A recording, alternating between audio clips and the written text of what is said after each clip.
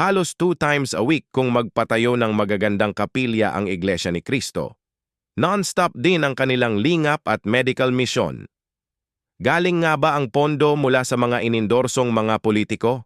Sinusuportahan nila ang ibang kandidato for a fee. I think that's grossly unfair dahil ako mismo ay obviously wala akong maibibigay at hindi magbibigay at walang hinihingi naman sa akin. Sa aking karanasan, abay naku, napakalayong tignan ang Iglesia ni Cristo sa ganitong klaseng paratang. Napakalayo at hindi man lamang dapat isipin nino paman. Ako'y natutulungan ng Iglesia nang walang kapalit. Nakakalungkot po. Ewan ko nga ba kung bakit may mga taong sumusulat ng mga ganun. May mga taong ngayon tayo sa kaibigan, sa media, na parang ba nagiging irresponsable na. Makasulat lamang kahit na makasira na sila ng damdamin.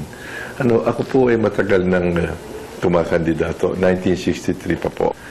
Pero ni minsan, hindi tayo nilapitan o nagparamdam man lamang ng pangangailangan ng simbahang ito. Ako'y galit sa naririnig kong ganyan, na may ilang mga sumusulat niyan. Una, wala silang pruweba.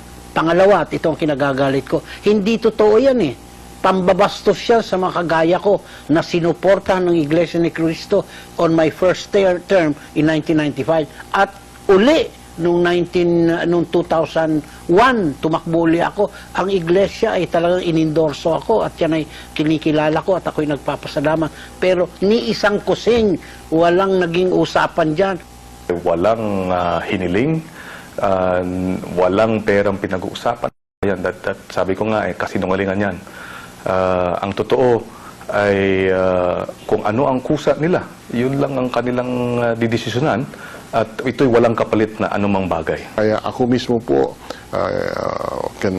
is witness to the fact that Iglesia extended the help to me without any expectation of a return or any expectation of a favor being done to them. Ang tulong ng Iglesia ni Cristo is voluntary. As a matter of fact, tinitingnan naman ng Iglesia ni Cristo kung yung quality or the kind of sinusuportan. Kaya naman in general, the candidates that they support are, I suppose, the good ones. Hindi ko sinasabing ako good kasi nakakaya naman yun. But generally, good. And that is why mga sinusuportan yung they're the ones that come out because of that screening process also. Pero yung sa issue na because for a certain period kung nakikita yun wala naman yan dyan wala naman hinihingi sa amin yung iglesia. I think foul yun. I think that's foul. That allegation is not hindi tama yun.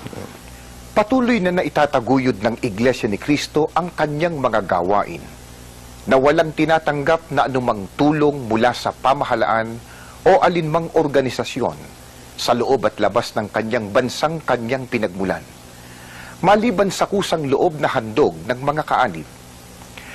May ilang bunga marahil pagkainggit o iba pang maruming isipan ay nagpaparatang na ang iglesia ay tumatanggap ng salapi mula sa mga politiko bilang kapalit ng pagboto sa kanila. Ako'y bilang isa sa mga nabibiyayaan ng tulong ng iglesia. Ang aking masasabi, walang katapusang pasasalamat din ang aking binabalik. Dahil wala po namang hinihingi sa atin ang Iglesia ni Cristo kung hindi tupdin natin yung ating ipinangakong paglilingkod sa bayan.